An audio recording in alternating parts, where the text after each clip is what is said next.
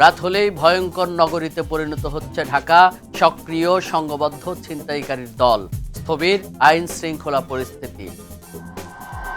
অন্তর্বর্তীকালীন সরকারকে বেকায়দায় ফেলতে সক্রিয় ক্ষমতাচ্যুত সরকারের সুবিধাভোগী আমলারা প্রজাতন্ত্রের নিয়ম নীতিকে বৃদ্ধাঙ্গুলি দেখিয়ে সভা সমাবেশের নামে নৈরাজ্য। শরীয়তপুরে গ্রামে গ্রামে দালাল সিন্ডিকেট, ইউরোপে পাঠানোর নামে অনিশ্চিত গন্তব্যে ঠেলে দিচ্ছেন অভিবাসীদের। বাংলা ভিশনের নিয়মিত আয়োজন ক্রাইম অ্যান্ড করাপশনের আরও একটি পর্ব নিয়ে আপনাদের সামনে হাজির হয়েছি আমি সুজন মাহমুদ।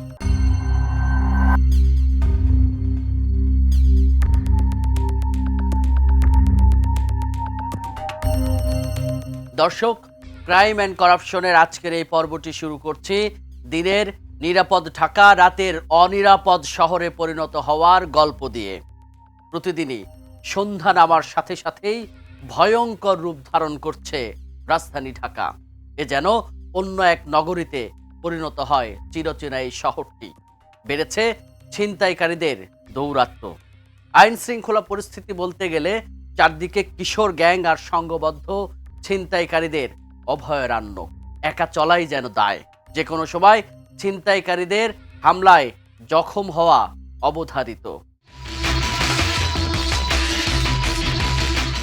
সূর্য ডোবার পরে রাজধানীতে নেমে পড়ে এইসব কিশোর, যাদের বয়স 20-এর মধ্যে। হাতে ধারালো অস্ত্র, উদ্দেশ্য একটাই, ভয় দেখিয়ে সবকিছু ছিনিয়ে নেয়া। কয়েকজন ভুক্তভোগী জানান, ছিনিয়ে নেওয়াটাই তাদের একমাত্র উদ্দেশ্য নয়, পৈশাচিক কায়দায় নির্যাতন চালায় ছিনতাইকারীরা। কোনো সুস্থ মস্তিষ্কের মানুষ বা শুধু ছিনতাই করবে এরকম না, তাদের কাছে জিনিসটা দেখে মনে হলো যে মানে মজা জিনিসটা, যে ওকে একজনকে পাচ্ছি মানে তাকে শুধু ছিনতাই করব বা আমাদের টার্গেট জাস্টকে নিয়ে কেড়ে নিয়ে চলে যাব এরকম না। তাদের কাছে হচ্ছে যে আচ্ছা একটা কোপ দিচ্ছে, আরেকটা দিয়ে দেখি, মানে জাস্ট কোপ দিয়ে, মানে কোনো রিজন নেই। এমনকি ছিনতাইয়ের পর ভুক্তভোগীকে সাহায্যের জন্য এগিয়ে আসে না কেউ, এমন অভিযোগও রয়েছে। ওখানকার যে আশেপাশে মানুষেরা ছিল তাদেরকে দেখে মনে হলো যে এই এলাকার এইসব ঘটনার সাথে তারা এতটা ইউজ টু হয়ে গেছে, কয়েকজন জাস্ট দেখছে, ঘাড় ঘুরে তাকাচ্ছে, সামনে দিয়ে চলে গেল। এমনকি ছিনতাইকারী চলে যাওয়ার পরও হচ্ছে আমি আর মাথা থেকে রক্ত পড়ছে, হাত থেকে পুরো গেঞ্জি তখন রক্তে ভিজে গেছে। আমি কয়েকজনকে দাঁড় করানো যে আমাকে জাস্ট একটু হেল্প করেন, জাস্ট তারা আমাদেরকে একবার তাকাচ্ছে, তাকে দ্রুত চলে যাচ্ছে। ছিনতাইয়ের ঘটনায় বেশ শঙ্কিত নগরবাসী। আসলে এটা শুধু এখানকার না, এটা রাত 9টা মানে মতিঝিলে কিন্তু খুব কম সময়েই এটা এরকম প্রায়ই ঘটে। ওই দিন সন্ধ্যের দিকেই আমি যতটুকু জানি, সোনালী ব্যাংকের এক জিএম তার রিটায়ারমেন্টের দিন সে ব্যাংক শেষ করে সে বাসায় যাচ্ছিল, তার কানের রিংটা পর্যন্ত নিয়ে গেছে। আসলে হঠাৎ করে এটা বেড়ে গেছে, যদিও এর আগেও এরকম ঘটতো, কিন্তু ইদানিং এটা ওই জোনে বা সব জায়গায় এই ছিনতাইটা বেড়ে গেছে। সাম্প্রতিক সময়ে ছিনতাইকারীদের কৌশলকে মানসিক বিকৃতি হিসেবে দেখছেন এই অপরাধ বিশ্লেষক। যে সমস্ত ব্যক্তিরা বা ছিনতাইকারীরা মাদকাসক্ত থাকে, সেই সাথে যাদের বিকৃত মানসিকতা ধারণ করেন যারা, এর সাথে আরও যেটা গুরুত্বপূর্ণ, যারা নির্যাতন নিপীড়নের মধ্য দিয়ে যারা বড় হয়েছে, তারা অন্যকে কিন্তু নির্যাতন করে, আঘাত করে, কষ্ট দিয়ে কিন্তু তার মধ্যে একটা আনন্দ বোধ তৈরি হয়। এই বোধের সাথে যেটা যুক্ত হয়েছে, ছিনতাইকে সে কাজের অংশ মনে করছে। এই সব কিছু মিলে এই বাস্তবতা, আবার এই বাস্তবতার সাথে একজন ছিনতাইকারী তার হাতে যখন অস্ত্র থাকে, সে যখন কাউকে আঘাত করছে অথবা কষ্ট দিচ্ছে বা শারীরিকভাবে আক্রমণ করছে এবং তাকে যে ভয় পাচ্ছে, এটাও তার একটা আনন্দের উৎসে পরিণত হচ্ছে। অপরাধ নিয়ন্ত্রণে আইনশৃঙ্খলা বাহিনী আরও কঠোর না হলে সামনের দিনগুলোতে মানুষের নিরাপত্তা আরও ঝুঁকিতে পড়বে, মন্তব্য সংশ্লিষ্টদের। জিয়া খান, বাংলা ভিশন, ঢাকা। এবার আসি স্বৈরাচার হাসিনা সরকারের সময়ে সর্বোচ্চ ফায়দা নেয়া আমলাদের আমলনামা নিয়ে। ফ্যাসিস্টের 16 বছরের নিয়োগ পাওয়া প্রায় 10 লাখ সরকারি কর্মচারী রীতিমতো চ্যালেঞ্জে ফেলেছে সরকারকে।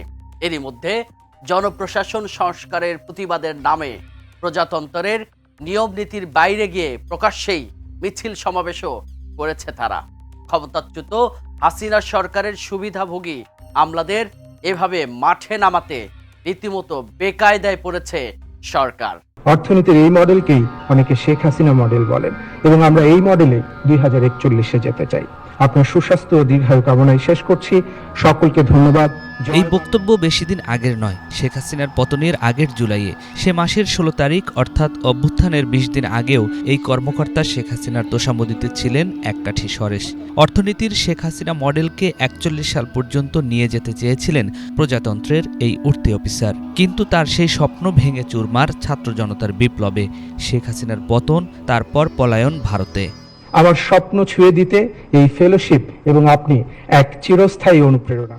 দেশের মানুষের আকাঙ্ক্ষার বাস্তবায়নে ডক্টর ইউনূসের নেতৃত্বাধীন অন্তর্বর্তীকালীন সরকার বিভিন্ন সেক্টরে সংস্কারের মনোনিবেশ করে। এরই ধারাবাহিকতায় 17 ডিসেম্বর জনপ্রশাসন সংস্কার কমিশন প্রধান আব্দুল মুঈদ চৌধুরী উপসচিবদের পদোন্নতি দিয়ে পরীক্ষা এবং প্রশাসন ক্যাডার কর্মকর্তাদের কোটা 75% থেকে কমিয়ে 50% সুপারিশের কথা জানান। এরপরই তেলেবেগুনে জ্বলে ওঠেন আওয়ামী লীগের সুবিধা নেয়া এসব আমলারা। স্বৈরাচারের এসব দোসররা গিরগিটির মতো রং বদলিয়ে সুশীল সেজে দেশকে অস্থির করার মিশনে নামে। মুঈদের বহিষ্কার দাবির পাশাপাশি শৃঙ্খলা না মেনে দিতে থাকেন নানা ধরনের হুমকি ধমকি। আমাদের এই সাহস থেকে আসে, আমাদের সাহসের পেছনে কোনো সংখ্যা নেই, আমাদের সাহসের পেছনে কোনো ষড়যন্ত্র নেই। আমাদের সাহসটা বুঝতে হলে এই ডিসকোর্সের গভীরে আসলে ঢুকতে হবে।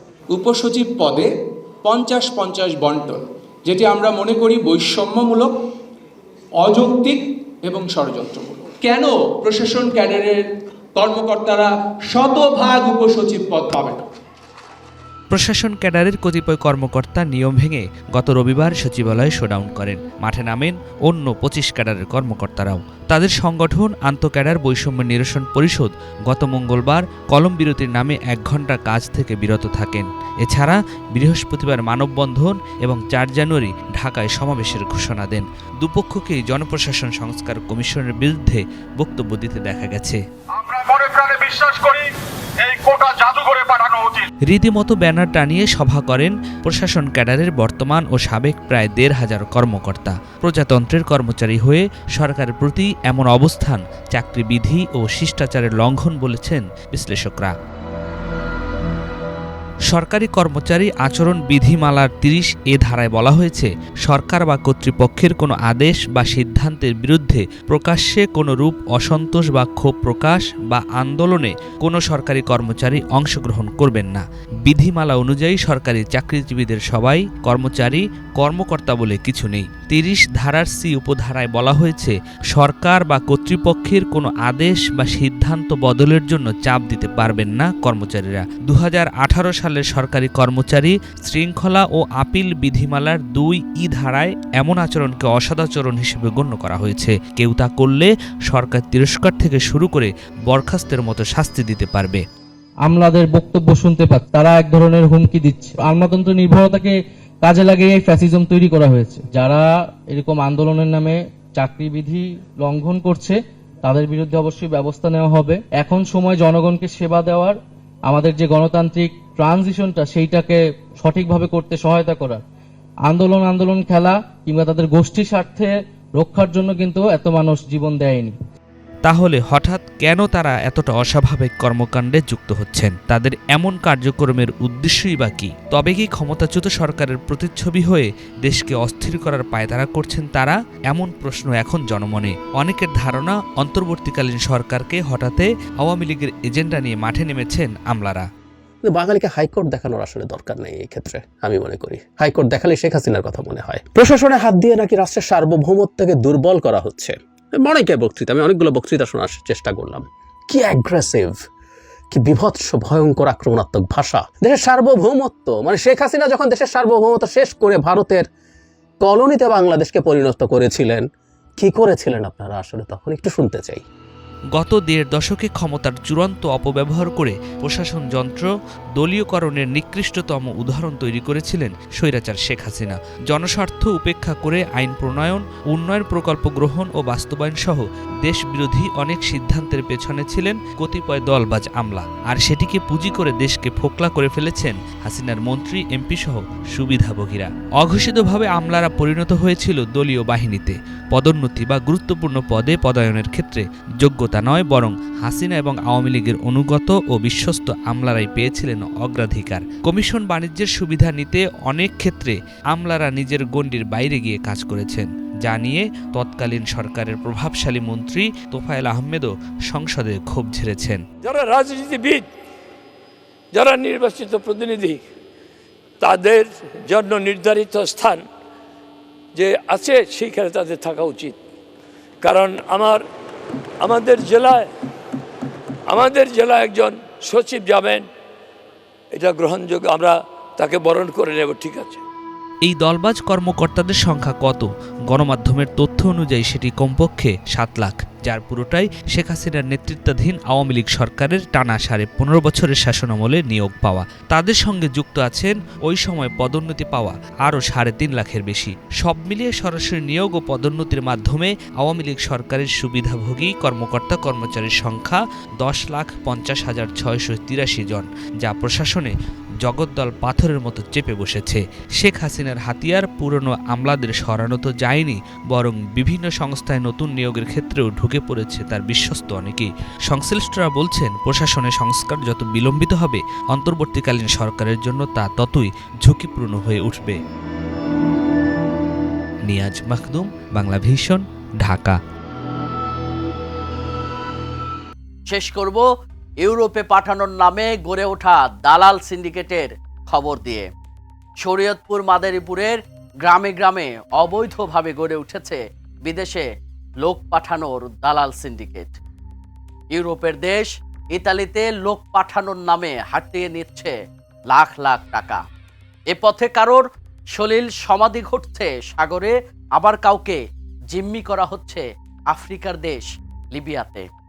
বিপুল পরিমাণ মুক্তিপণ দিয়ে কেউ কেউ ইতালি পর্যন্ত পৌঁছালেও কোনো মতে জীবন নিয়ে শূন্য হাতেও ফিরছেন অনেকেই। তারপরও থেমে নেই অবৈধ এই চক্রের দৌরাত্ম্য।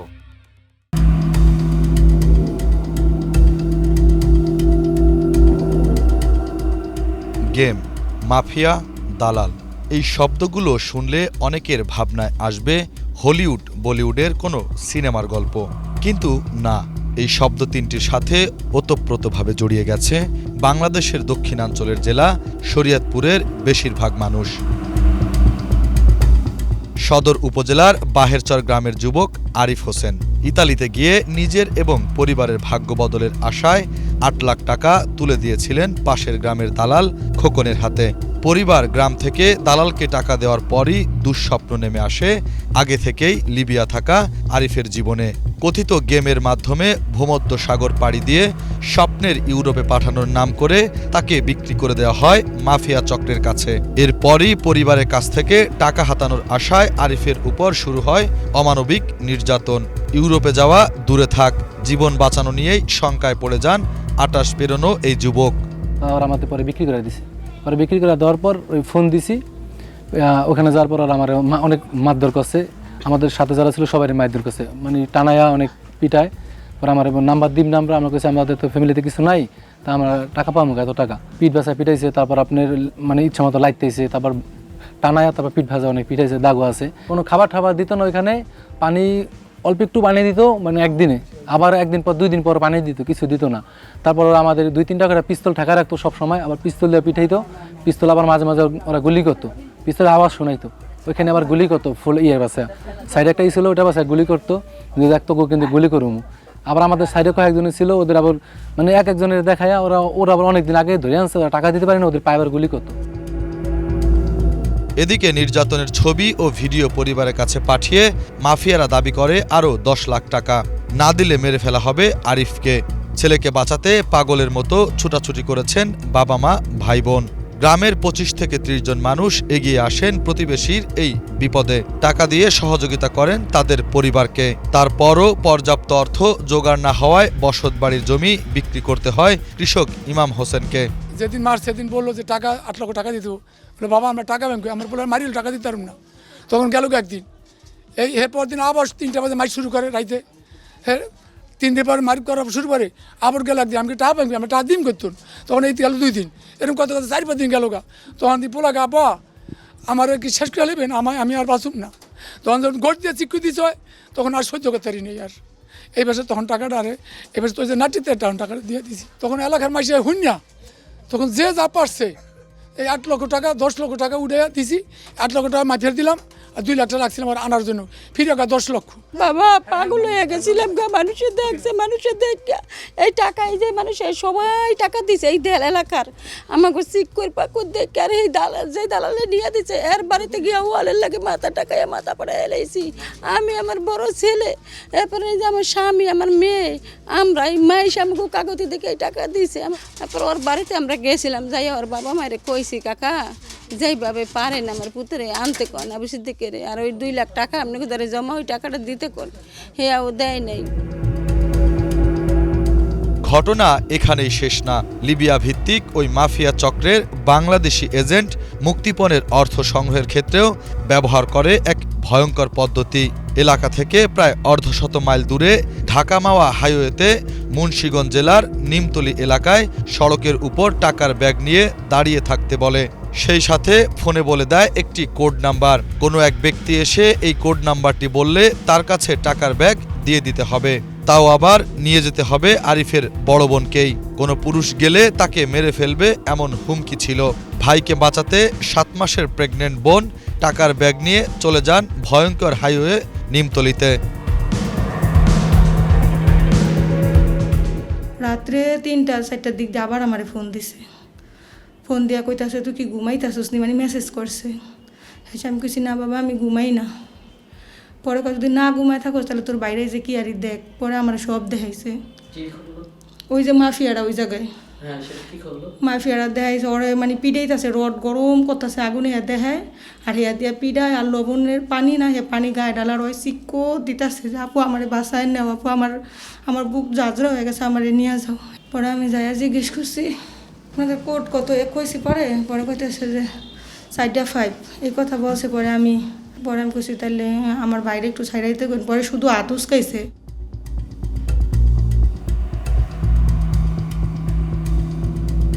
প্রায় 4 মাস মাফিয়াদের কাছে বন্দী থাকার পর গত অক্টোবরের 21 তারিখে দেশে ফেরেন আরিফ।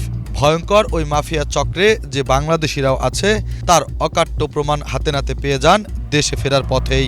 দুবাই ট্রানজিটে বিমান পরিবর্তন করার পর দ্বিতীয় বিমানে এমন দুজনের সাথে দেখা হয়ে যায় যারা লিবিয়াতে আটক অবস্থায় তাকে মারধর করেছে। বিষয়টি তখনই দেশে জানালে আরিফের স্বজনরা বিমানবন্দর থানায় অভিযোগ করেন, কিন্তু পুলিশ ঢাকা এয়ারপোর্ট থেকে সেই মাফিয়া চক্রের দুজনকে আটক করতে ব্যর্থ হয়।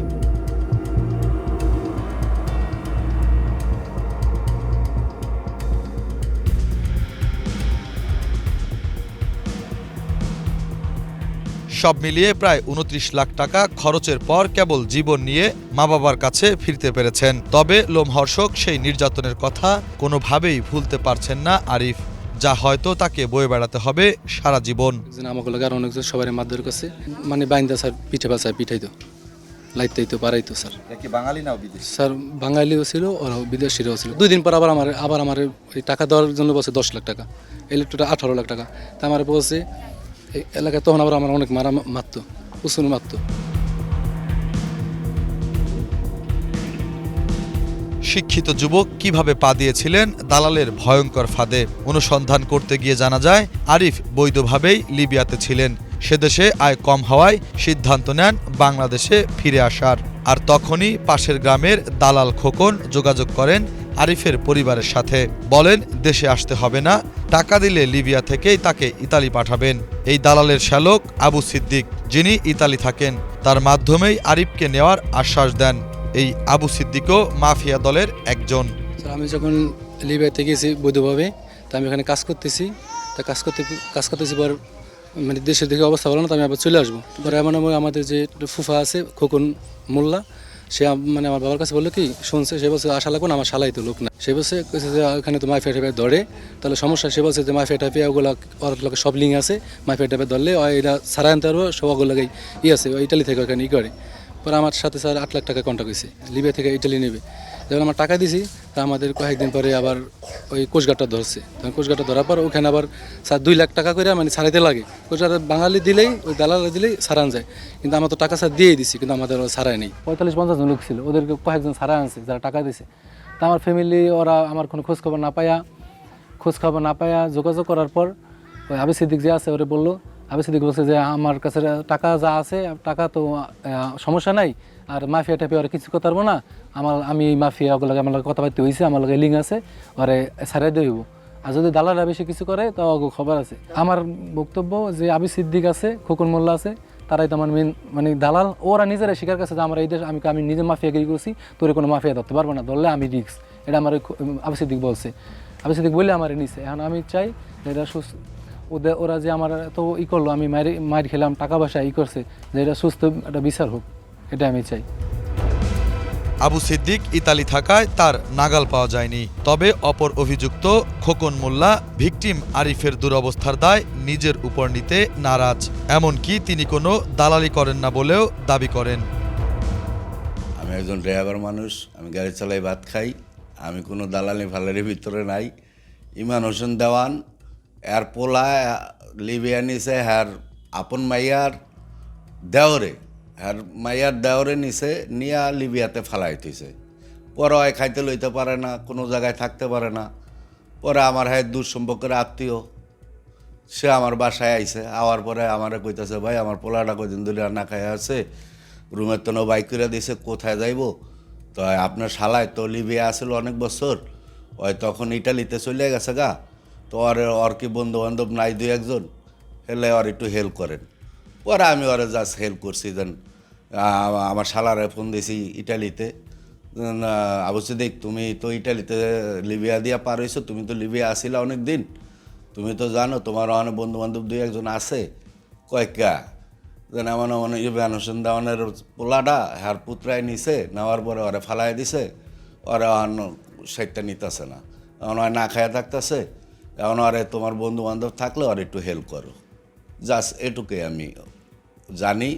ওরে হেল্প করছে ওইভাবে, হ্যাগর লগে হারা দালালের লগে মারফতে কথাবার্তি কইয়া হারা গেম দেওয়াইছে। আমি তো এটার না, আমি তো দালাল না।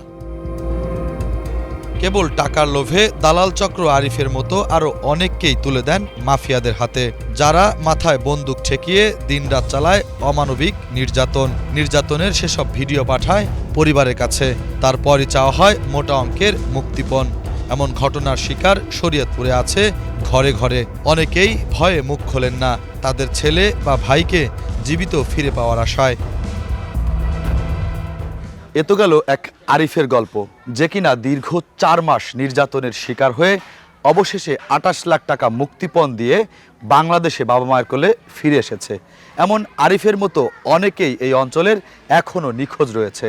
সেসব পরিবারদের অপেক্ষা কবে ফিরবেন তার প্রিয় স্বজন, প্রিয় ভাই, সেই অপেক্ষার প্রহর কবে শেষ হবে? 3.5 মাস অমানবিক নির্যাতন আর পরিবারকে নিঃস্ব করে ফেরা আরিফকে তাও ভাগ্যবানী বলতে হবে, কারণ তার পাশের গ্রামেরই 18 জন ইতালি যেতে গিয়ে লিবিয়ায় নিখোঁজ রয়েছে প্রায় 9 মাস। বেঁচে আছে কিনা মরে গেছে তাও জানেন না স্বজনরা। ছেলেকে ফিরে পেতে প্রবাসী কল্যাণ ও বৈদেশিক কর্মসংস্থান মন্ত্রণালয়ে লিখিত অভিযোগ দিয়েছেন ভুক্তভোগী পরিবারগুলো, কিন্তু মাসের পর মাস গেলেও এর কোনো সুরাহা পাননি তারা। লাখ লাখ টাকা নিয়ে এই দালাল চক্র দিয়েছেন গা ঢাকা। আমাদের টিম দেখা মাত্রই হু হু করে কেঁদে ফেলেন পরিবারের সদস্যরা।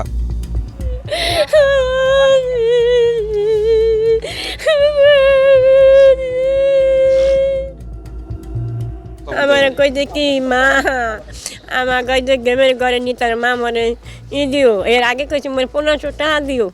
হ্যাঁ সে 1500 টাকা গেম গইলো মানে যে না যাইবা কিনা কয় কি আমার 1000 টাকা দাও মা।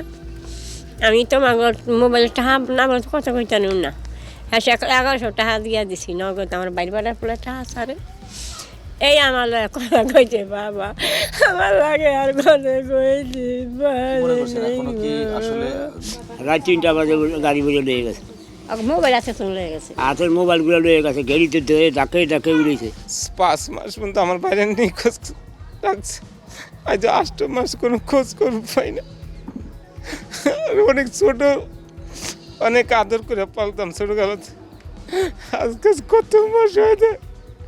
আমার শর্তটাই ডাক দিত মিয়া ভাই কয়া, এই মাফিয়া দালালের মতন চক্কর করে আছে, কই লাই কেটেছে। আজকে আমার বার করে খোঁজ খবর পাই না। দালালে বলে আজকে কালকে সামনের মাসে এরকম কত যাচ্ছে, 8 মাস শেষ করে যাচ্ছে।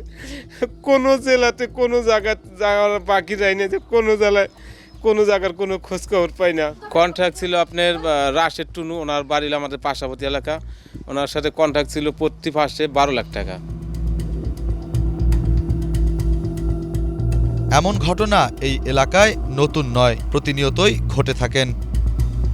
অন্য অন্য গ্রামে অনেক আছে, মানে আঙ্গের ইউনিয়নে মোট 24 জন ছিল, তো আমাদের এলাকায় একজন আছে, আর বাকিটা অন্য অন্য গ্রামে আছে। তো তারা সব নিখোঁজ। মানে তারা চুন্নুর মাধ্যমে সবাই মানে লিবিয়া থেকে ইটালি যাওয়ার জন্য সবাই টাকা জমা দিছে, কিন্তু তারপরে সবার সাথে আর কি গেম দেওয়ার কথা বলার পরে আর কি সবার সাথে মানে কন্ট্যাক্ট বন্ধ করে রাখছে। জীবনের ঝুঁকি থাকার পরও শরীয়তপুরের বাসিন্দারা এই অবৈধ পথ বেছে নেন। ভয়ঙ্কর এই পথই বা তারা কেন বেছে নেন সে বিষয়ে কথা হয় স্থানীয় গণমাধ্যম কর্মী শহীদুজ্জামান খানের সাথে। অতি সম্প্রতি বাংলাদেশের কিছু অসাধু লোকজন এবং লিবিয়ার কিছু লোকজন মিলে একটি বড় মাফিয়া চক্র গড়ে উঠেছে।